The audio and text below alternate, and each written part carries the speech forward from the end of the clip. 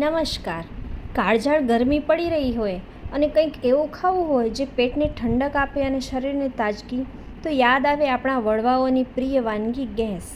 આજે આપણે બનાવીએ ઉત્તર ગુજરાતની શાન ગણાતી પૌષ્ટિક ગેસ, જે ગુજરાતના લગભગ દરેક ઘરોમાં કદાચ ખવાતી હશે, જે સ્વાદમાં પણ બેસ્ટ છે અને હેલ્થ માટે તો ઉત્તમ છે. ગુજરાતની પરંપરાગત વાનગી ગેસ પેટ માટે ખૂબ જ હળવો ખોરાક, તેથી જ માંદગીમાં, સવાર કે રાત્રિના ભોજનમાં ઉત્તમ ગણાય છે. ગરમીમાં ઠંડક આપે છે, સરળતાથી પચી જાય છે અને પાચન તંત્ર માટે તો ઉત્તમ છે. અહીં મેં ચોખાની ઝીણી કણકીનો ઉપયોગ કર્યો છે. એક મોટી વાટકી ચોખાની કણકી લીધી છે. જુદા જુદા વિસ્તારમાં ગેસ જુદા જુદા અનાજમાંથી બનાવવામાં આવતી હોય છે. કમેન્ટ કરીને જરૂરથી જણાવશો કે તમે ગેસ શેની બનાવો છો. આવી જ બીજી વાનગીઓ માટે અત્યારે જ ચેનલને સબસ્ક્રાઇબ કરી લો. ચોખાને બરાબર ધોઈ અને પલાળી લઈએ. કુકરમાં ટ્રાન્સફર કરી ટોટલ 4 વાટકી પાણી લઈએ. જે વાટકીનો માપથી ચોખા લીધા છે એ જ 4 વાટકી પાણી, અને સ્વાદ મુજબ થોડું મીઠું એડ કરી અને રંધાવા દઈએ. થોડી ચડી જાય એટલે આપણે કુકરનું ઢાંકણું છે એ બંધ કરી દઈશું અને 3 થી 4 સીટી થવા દઈએ.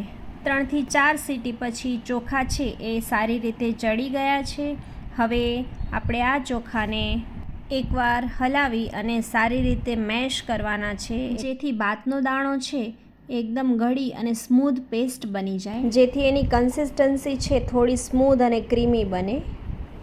મેશ કર્યા પછી એમાં ઉમેરશું ઘરની તાજી છાશ. 1 વાટકી છાશ ઉમેર્યા પછી આપણે સારી રીતે મિક્સ કરી લઈએ. મિક્સ થઈ જાય એટલે પછી બીજી વાટકી છાશ ઉમેરીએ અને સારી રીતે મિક્સ કરી લઈએ, એટલે એની કન્સિસ્ટન્સી સ્મૂધ અને ક્રીમી બને.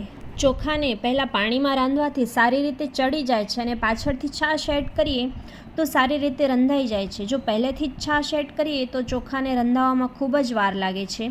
ઘણી રીતમાં અનાજને સીધી છાશમાં પણ રાંધવામાં આવે છે, પણ અહીં જો આપણે ખટાશ ન ફાવતી હોય તો એમના માટે ગેસ બનાવવાની આ રીતનો પણ ઉપયોગ કરી શકાય, જેનાથી થોડી ખટાશ પણ નહીં આવે અને સરળતાથી વડીલો હોય કે નાના બાળકો હોય એ આ ગેસ ખાઈ શકશે. છાશ એડ કર્યા પછી આપણે કુકરનું ઢાંકણું બંધ કરી અને 1 સીટી થવા દઈએ અને સારી રીતે મિક્સ કરી લઈએ. ગેસને પ્રોબાયોટિક ગુણોથી ભરપૂર બનાવવા માટે ગેસમાં છાશ ઉમેરી અને આખી રાત જો રાખી દઈએ અને સવારે એમાં જીરું અને મીઠું એડ કરી અને ખાઈએ તો પણ પાચન તંત્ર માટે ખૂબ જ સારું છે. તો તૈયાર છે આપણી ગરમા ગરમ પૌષ્ટિક ગેસ. અને ઘી ઉમેરવાથી આ વાનગી સંતુલિત થાય છે અને આયુર્વેદ મુજબ વાત દોષને પણ શાંત કરે છે, પાચન સુધારશે, સ્વાદ વધારશે અને વિટામિન્સનું શોષણ પણ વધારશે. તો ઘી ઉમેરવાનું ભૂલતા નહીં. એ પણ શાક સાથે કે લસણની ચટણી, લસણિયું મરચું સાથે પણ આ ખાઈ શકાય છે. મેં અહીં ડુંગળી બટેટાના શાક સાથે સર્વ કરી છે.